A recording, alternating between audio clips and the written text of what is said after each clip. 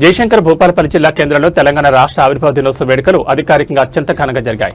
మంగళవారం జిల్లా సమీకృత కార్యాలయాల సముదాయం ప్రాంగణంలో జరిగిన ఈ ఉత్సవాలకు రాష్ట్ర ప్రభుత్వం తరపున ప్రభుత్వ విప్ ఎన్ఎం శ్రీనివాసరెడ్డి ముఖ్య అతిథిగా విచ్చేసి జాతీయ పతాకాన్ని ఆవిష్కరించారు.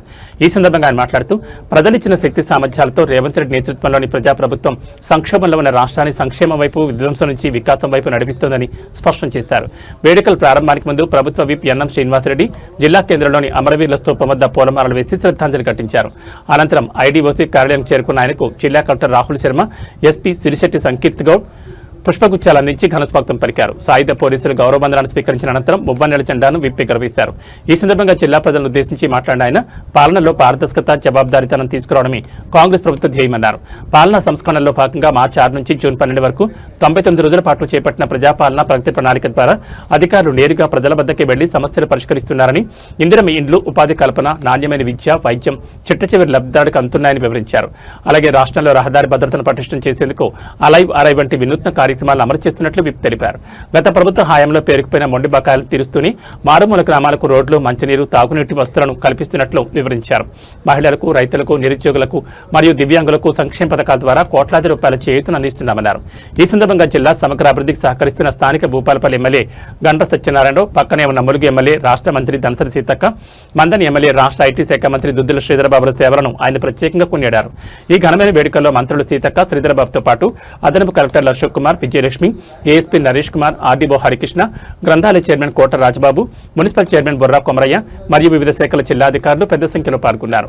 సంక్షేమ పథకాలను ప్రజల్లోకి విజయవంతంగా తీసుకెళ్తున్న అధికార యంత్రాంగాన్ని ఈ సందర్భంగా విప్ అభినందించారు. 6.06 కోట్ల రూపాయలు రాష్ట్ర ముఖ్యకు లభించిన గౌరవం.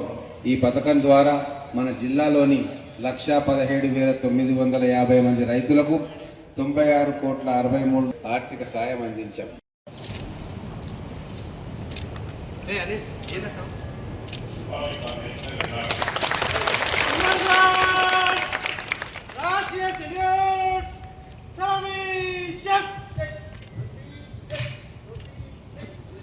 జనగణమన అధినాయక జయ.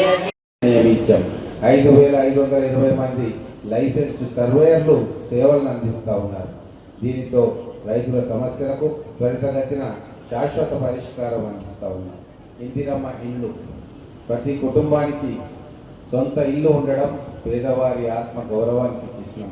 దీనికోసం పేద కుటుంబాల వారి సొంత నిర్మాణానికి 5 లక్షల రూపాయల ఆర్థిక సహాయం అందిస్తూ ఉన్నాం. జిల్లాకు 4,434 ఇళ్లు మంజూరు చేయగా 547 ఇళ్లు నిర్మాణం పూర్తి కాగా 3,887 ఇళ్లు వివిధ దశల్లో నిర్మాణంలో ఉన్నాయి.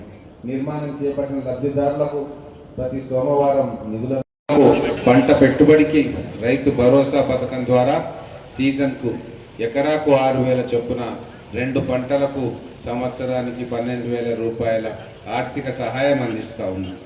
రైతు సన్నవడ్లు క్వింటాకు 500 రూపాయల్లో జరిగిన రైతు భరోసా బహిరంగ సభలో రాష్ట్ర వ్యాప్తంగా 36,76,766 ఎకరాలకు సంబంధించిన